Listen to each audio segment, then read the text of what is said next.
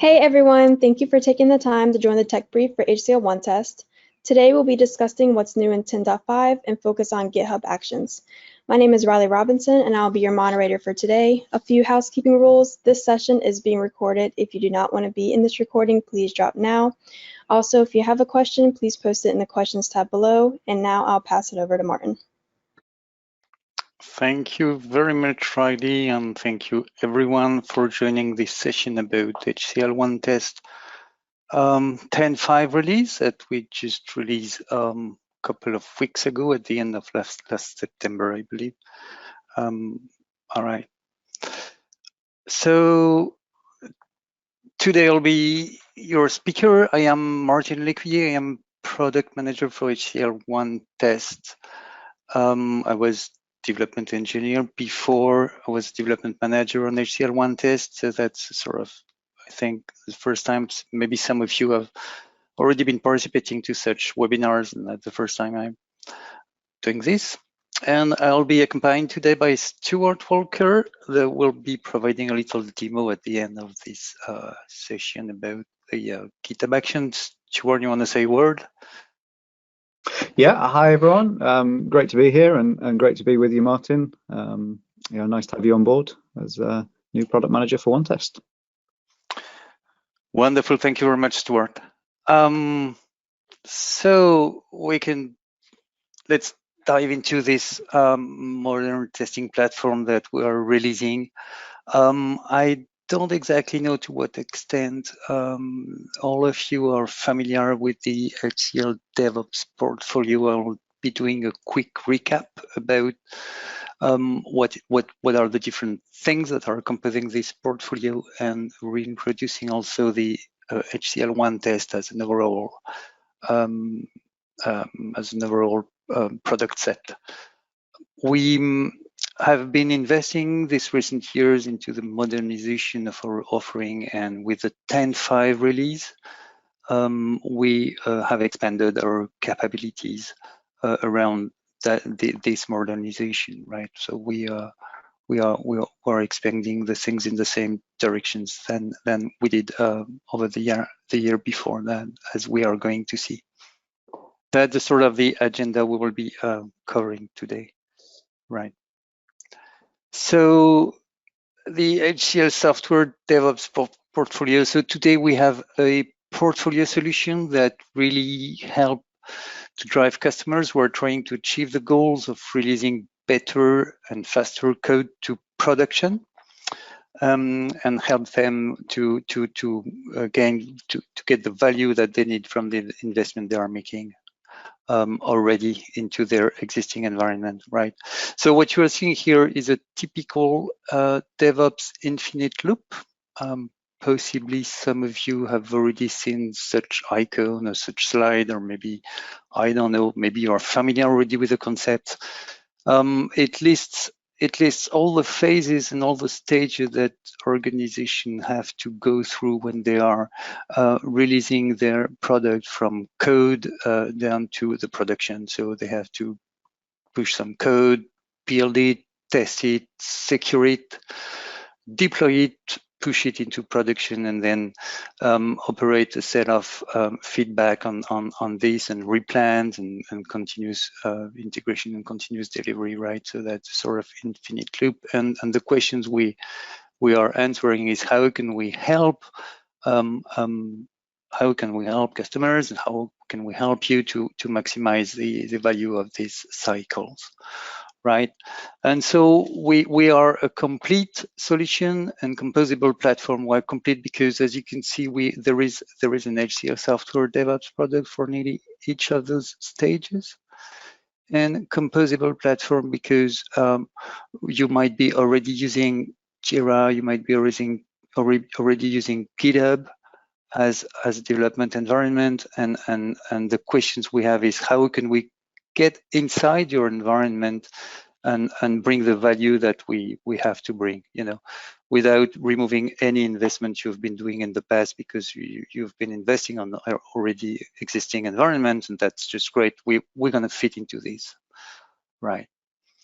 So we will not go over each stage of this slide, but maybe we can just point a couple of them, bring them to your knowledge. Maybe HCL Accelerate, for example, is our value stream management offering. So it's all about making the work visible to the team, whether from the CXO, whatever managers, test manager, development manager, down to the development people. You can see the work very easily. So that's really a value stream management, and you can see if there are any bottlenecks and areas where things have to be improved to make them more efficient, for example. So that's the objective of HCL Accelerate. It allows to make sure that the team is at the right level of throughput and help them solve any bottleneck on the line. Right. Another example is HCL Launch, which is the deploy part of this story. It's all about deploying the product that you are building in a really effective and repeatable fashion. So, right. So that, well, I just wanted to point a couple of these solutions so you know they exist. Well, of course, HCL Compass is a change management system that you can use, and version vault for the source code and so on. I will not detail anything else on this slide. Right. Today we are going to concentrate on HCL OneTest, which is for everything around the testing stage and this approach. All right, HCL OneTest capabilities. Again, I am not sure to what extent you are familiar with the different capabilities that are covered by HCL OneTest. And so this slide is a recap of these.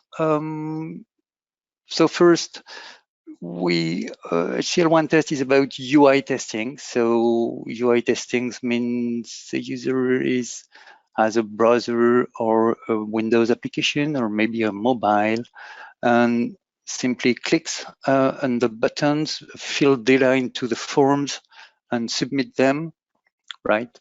And we want to make sure that what happens to the application when you click submit, for example, is what is expected. So the idea is to test the applications, whether they are desktop, terminals, or browsers, or even mobile, with their UI and from their UI, right? So that's the first capability of OneTest. HCL OneTest UI is all about this. The next thing we can point is API testing. So that allows user to make so maybe your application is composed by different component with different microservice, maybe, for example. And the idea of API testing is to verify that each component taken individually is reacting as expected at the API level. For example, a microservice has an API, and you can trigger all the calls of this API, make sure that the microservice is robust and it behave as expected.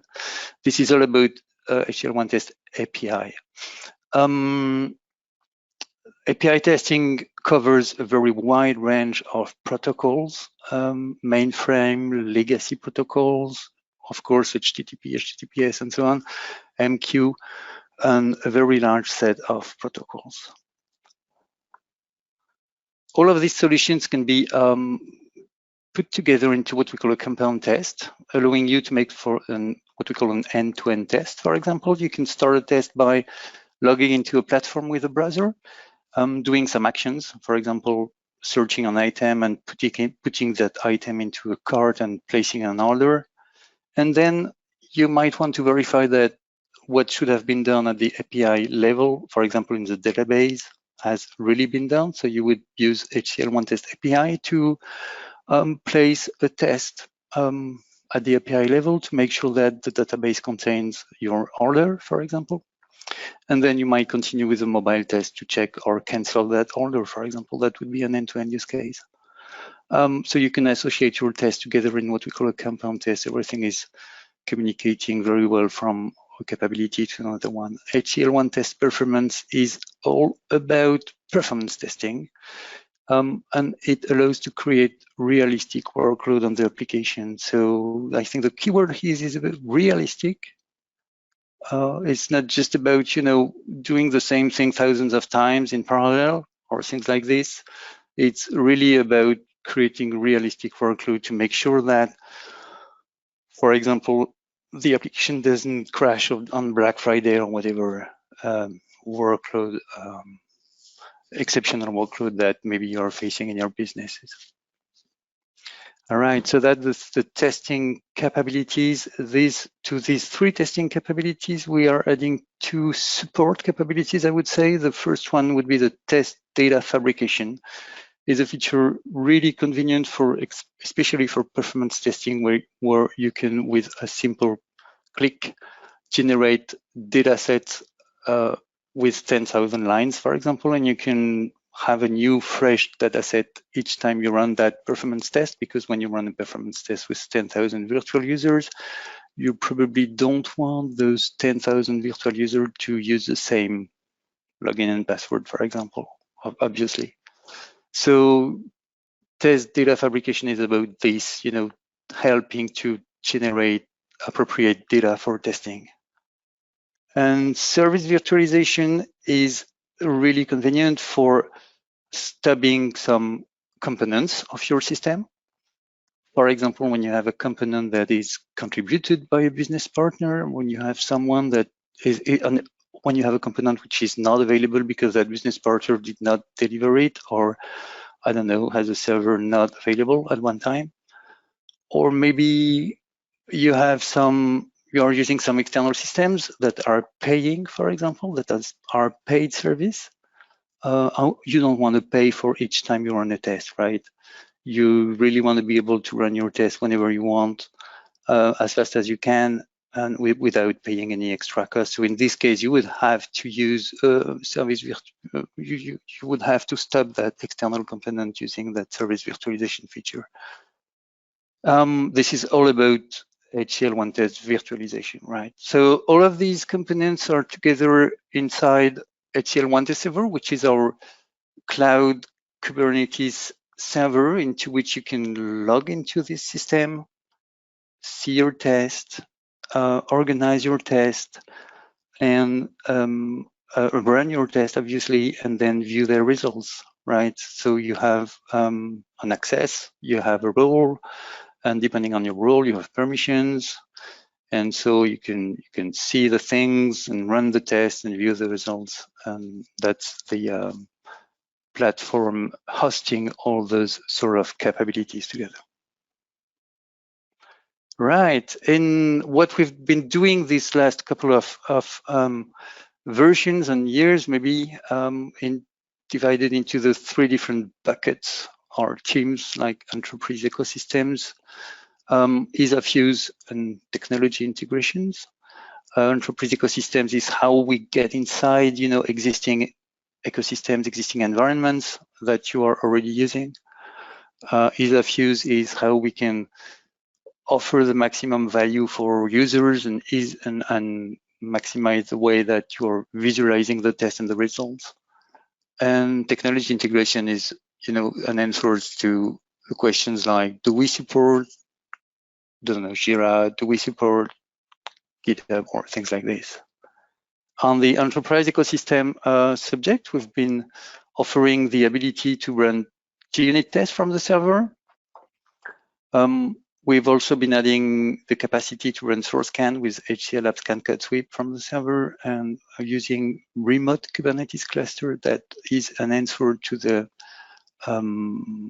performance issue that you might be seeing when you run a test on the server. If you want to run, I don't know, many tests at the same time on the server, you might have some scalability issues. So you can use a remote cluster to run those tests.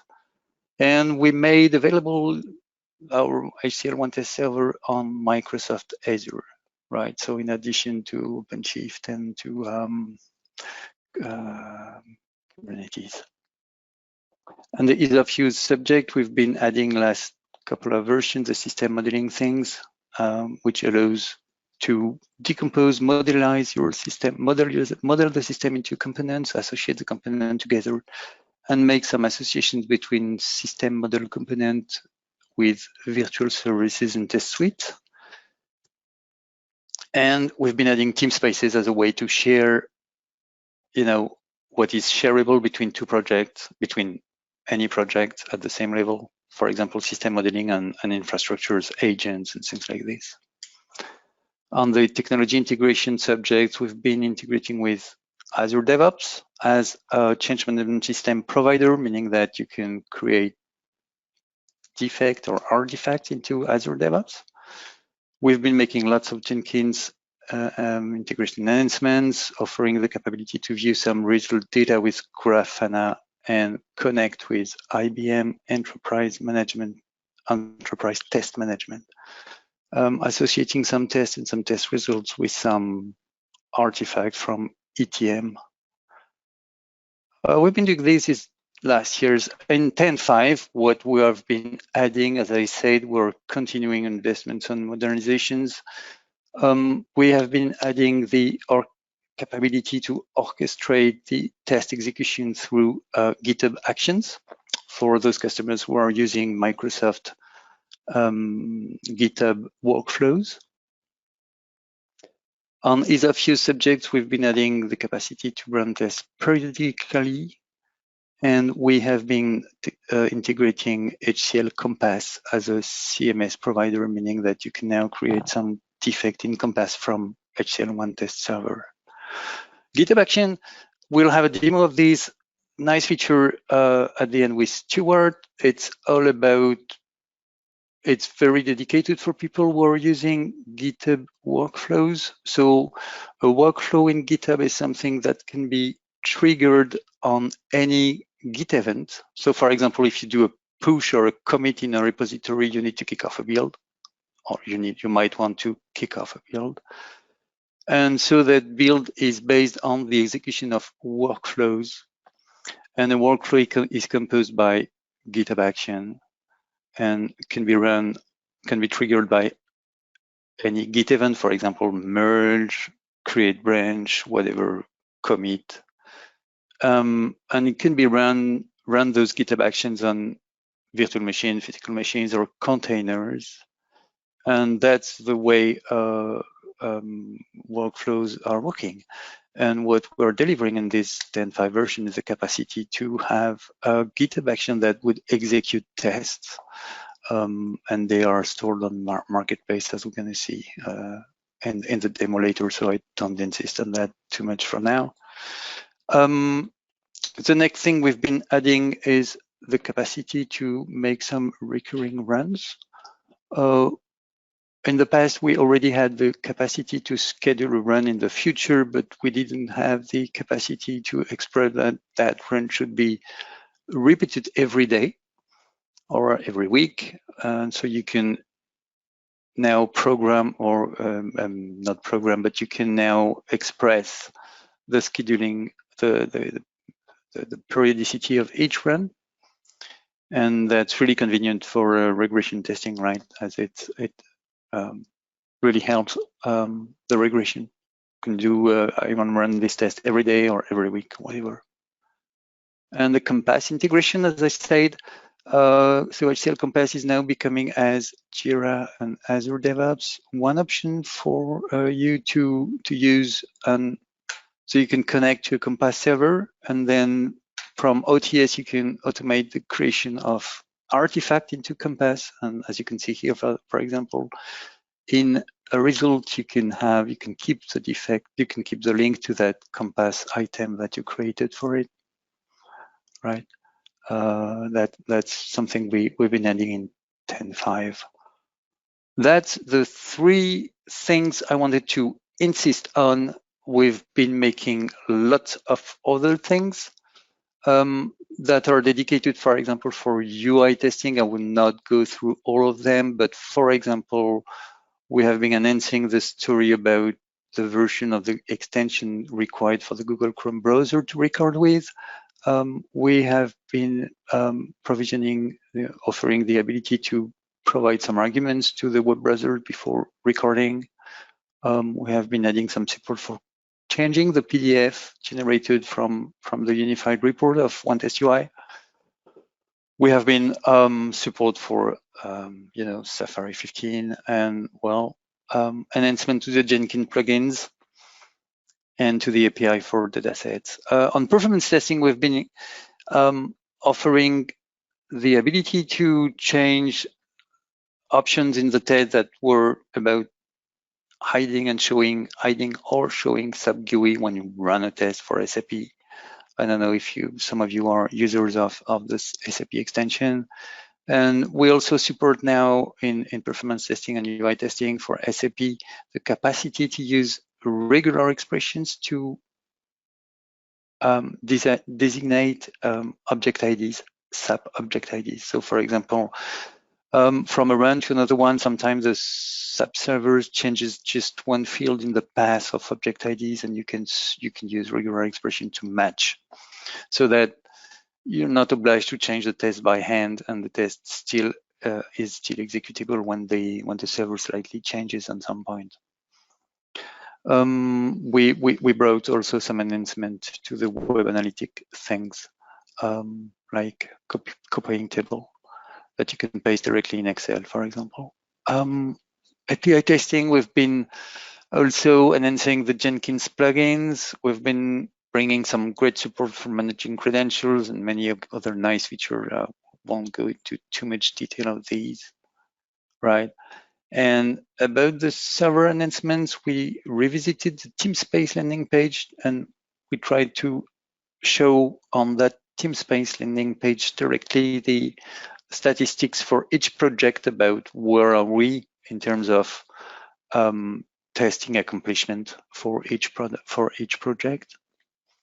We have made what we call the create and edit branch use case much better. So now when you do a change to the dataset or to an asset, you're automatically suggested to create or reuse an existing branch. That's quite nice. And we've made, as I said, enhancements to the Jenkins plugin by offering the possibility to provide parameters either for freestyle or pipeline Jenkins project. That's pretty much it. We are very eager and open for your feedback. As you know or may not know, you as customers have all access to the OneTest IDs portal. The link is here. We have a very robust client advocacy program that allows you to be in direct connections with engineering team, with someone in the engineering team directly. And we have a very strong customer support, which is at your disposal for if you have any questions that you expect. All right, I think that's all yours now, Stuart. Thank you very much, Martin. I will just try and make sure I can share my screen, change presenter, and hopefully I will be able to share the right screen.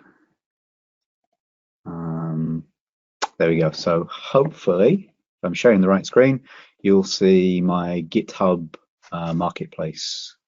Why we can see it. I think at least I can see it. Perfect. Thank you, Martin. All right. So yeah, just a very sort of short demonstration, really, to put some color behind these GitHub Actions that we've produced.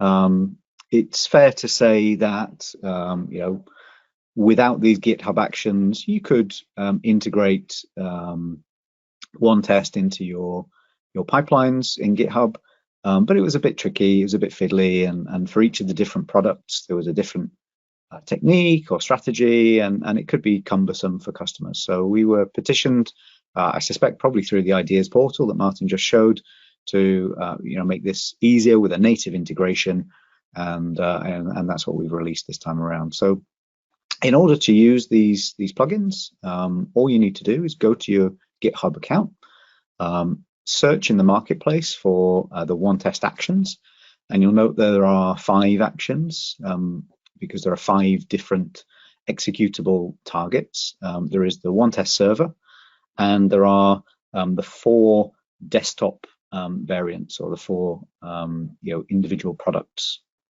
that you might want to invoke from a more traditional sort of on-premise landscape. So the OneTest server is more likely to be used if you're using the studio and you have a sort of a cloud-focused approach. If you have a more legacy or a more hybrid environment, then it's potentially more relevant that you would use some of these other desktop-oriented actions. So, for example, if you're working with a mainframe or with SAP and you have a prerequisite that you're running in a Windows type environment with a desktop application and a windowed environment, then you might use a web UI or the UI action rather than the server. We'll take a look at both types, but just to show you how you would follow through, you can click into one of the actions. We'll look at the server one. Then there's some good documentation here, but really the interesting thing, the thing that you're going to want is this block of YAML here, this configuration for the plugin that we provide in GitHub. So we'll copy that and we'll go and create ourselves a new GitHub action in the workflows folder in my repository over here. So I'm going to create a new file and I'm going to call this example.yml, and I'm going to drop in that template, and maybe I'll just change the name so we can identify it nice and easily. Now I have a OneTest server already here active in my session. So I'm going to grab the URL for my server, because what we need to do is populate some of these parameters with our server instance, and obviously we need to be able to authenticate. So we're going to populate a token, which we'll grab from the OneTest server. And there are a couple of other properties we need. So we need the team space, which is, in my case, it's the default initial team space. We need the project, which in my case is something called Emerald. We're going to need to specify a branch. So I'm working on the dev branch in my little world here. And we need a test asset ID. So how do I get a test asset ID? Well, if I drop into my project and I go into the execution view, obviously all of the tests have a name, but they also have an asset ID. I'm going to use this source code scan as an example, but I could use any of these tests. And you'll see when I click on the test, there's an asset ID listed here in the detail section over on the right. So I can copy that ID and paste it into here. And fundamentally, that's all I need to do. So I've authenticated with my instance of the OneTest server. I've told it the team space, the project, the branch, and the asset ID I want to run. However, this section here, runs on, is a choice that you can make as to where this execution will happen.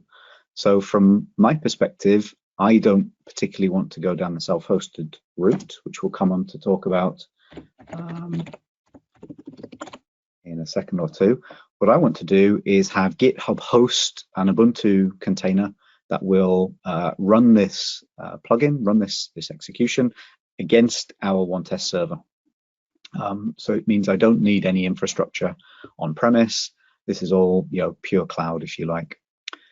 So here's my YAML file, the configuration.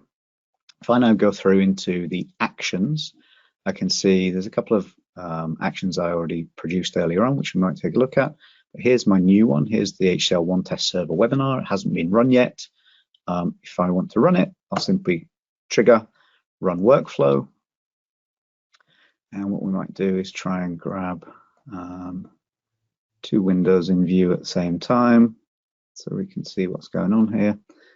And if we jump into the progress view for the OneTest server, while keeping an eye on GitHub, if we jump over here, Connection refused. That's probably my fault for rushing through.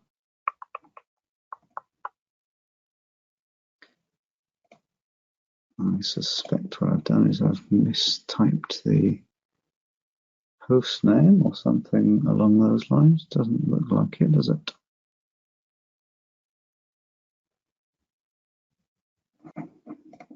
These things always happen in live demos. It's because I haven't got the protocol. That's why it is. So let me just edit that. That is the very. Yeah, it's good to see these things fail because you can see how to fix them yourself when inevitably you will mistype something one day. So there we go. We'll run that once more now that I've put the URL in with the protocol.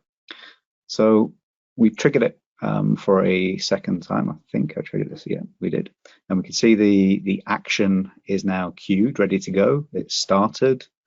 In this instance, we're running in an Ubuntu container on the GitHub platform.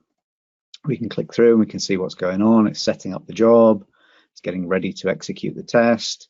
This test is it happens to be a code sweep security scan because it's a nice quick one to perform.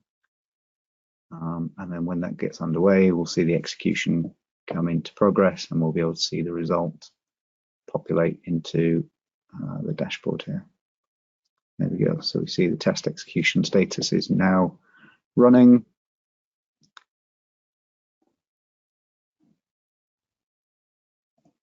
Refresh that page. Yeah, and it almost happened too quickly for us to see it in progress. But if we jump through into the results, we can see our source code scan is completed. It's just run. It took 38 seconds to run. And inside of our GitHub action log, if you like, or the report, we can see a few things. We can see what happened in the test. We can see some sort of console output. And at the end, we see ultimately it was successful. So as a part of a bigger pipeline job, maybe we're deploying an application, running these tests to determine whether we have deployed a valid working application or whether we roll it back.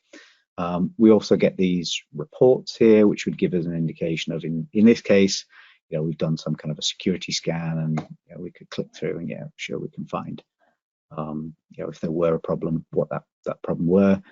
Otherwise, we've got that audit trail here, both in our GitHub console, but also over here in our OneTest server. So that's the quickest, easiest way to run a OneTest test in context of GitHub Action. But we did say there are two styles, if you like, to this. One is obviously the OneTest server. The other is running on a dedicated machine. So I used the analogy earlier on, if you're working with say a mainframe green screen or an SAP system, or you have some sort of firewall that prevents you from running tests from the cloud or from some centralized location, you need to specifically run on a particular machine. You can do so using the GitHub runner. And how you do that is you come into the actions, and there's a section for runners, and you can say I'd like to have a self-hosted runner. In other words, I'd like to run on my Linux server or my Windows server. You specify your architecture. You download the relevant files. There's a bunch of commands you can run, and ultimately you end up with some binaries on your local machine, which you can see I've already configured. My agent is offline at the moment. Once I start this runner, as it's called, once it starts listening for jobs, you'll see that status will change to online, or I think it might change to idle or something like that as it becomes ready. Now, the job that we want to run, I won't go through and have you watch me produce more typos, but the job, of course, there is a slightly different YAML configuration for each of these GitHub action types. In this case, I'm going to use an API test action. I've said in this case, it's not using, say, Ubuntu. This is a self-hosted, so it's going to use one of the agents that I have, or you can specify a dedicated one. And I've provided the API test specific parameters. So in this case, I've also provided an environment name. And if I look at the runs and I trigger that workflow, what we'll see is that this agent, this runner down here, once I start it, there we go. This agent will pick up that job. It will start. It will execute via a local instance of OneTest API in this case, and complete execution of it, and feed the results back into GitHub and into the OneTest server. So here we see it's set up the job already. It's pushed it down to the agent. We can see the console updating with all of the tests that are running as part of a regression suite in the OneTest API product. We see all of that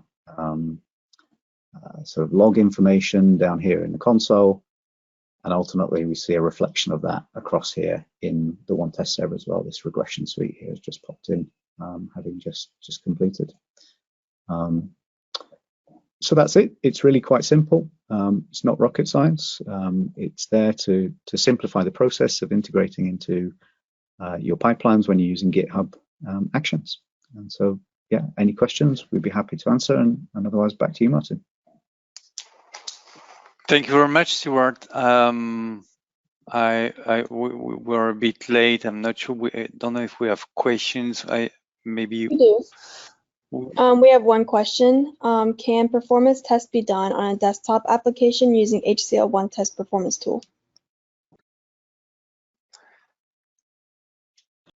So I would say yes, given if you put a WinApp application into a component test, or you can play that in a schedule, in a performance test schedule, that would run that application. But it's not exactly made for that, because in terms of performance testing, what is really important is the capacity you have to generate the load, and we will probably be limited by the capacity of the host machine to, if you run 20,000, if you want to run 10,000 virtual users at the same time, you will not be able to do so, but probably some of them, right?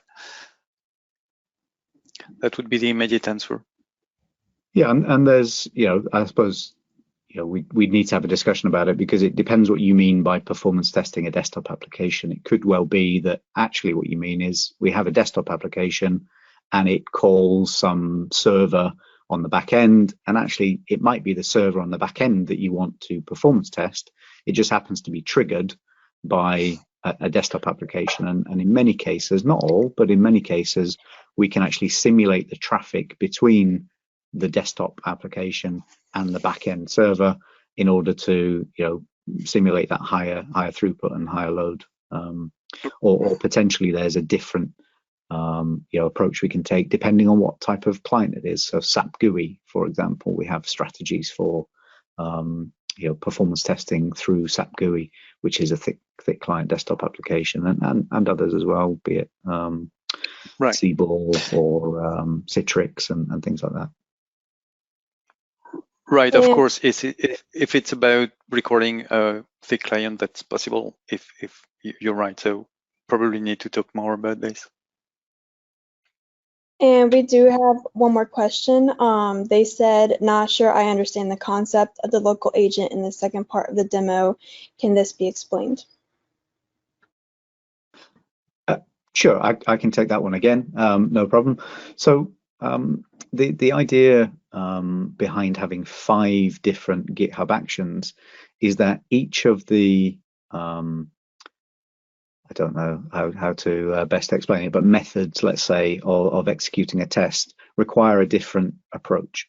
So we've tried to simplify that for everybody. So if I'm talking to the OneTest server, the OneTest server could run a performance test, an API test, a UI test, but some customers are not using that, and some customers have reason to run their tests on physical machines. So in that context, you would have an installed copy of OneTest UI or OneTest API or OneTest performance on a physical machine. I think I may have referred to it as a local agent potentially. You would then put this runner, this GitHub runner, on the machine where you want to execute the test, where you have the OneTest software installed, the workbench software, if you like. And then from the action, what you're doing is you're telling the runner to run a test, not on the server, but actually on the desktop. And it does so headlessly, of course. It's not requiring you to launch the product or anything like that, but it is going to run it on the desktop or on the machine specifically where you've installed the GitHub runner and where you have the OneTest product installed. So I hope that that clarifies. All right, and it looks like that's all the questions we have for today. In a couple of days, you'll be receiving a thank you email with a link to this recorded session. Feel free to share this to colleagues, friends, anyone you think who might benefit from watching the recording. Oh, looks like we have one more question. GitHub Runner, is it compatible with desktop application? How is the installation of actual software handled? Yeah, it absolutely is compatible. So you would have to install the software in advance. So if you were testing a desktop application, then you would either be using our Web UI product or our OneTest UI product, depending on the type of desktop application. And so that would need to be pre-installed. And then you'd simply go to the GitHub runner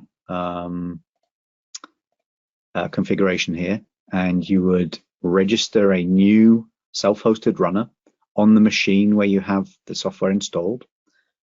So for your desktop application, and it could be one machine or it could be multiple machines, you'd follow through these commands. So it's literally just going to download a file, unzip it, and then run a configuration that says, hey, this is where my GitHub is, and here's my token.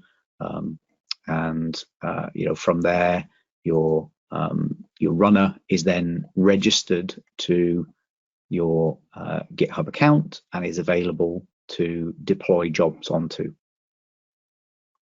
So again, I hope that that answers the question.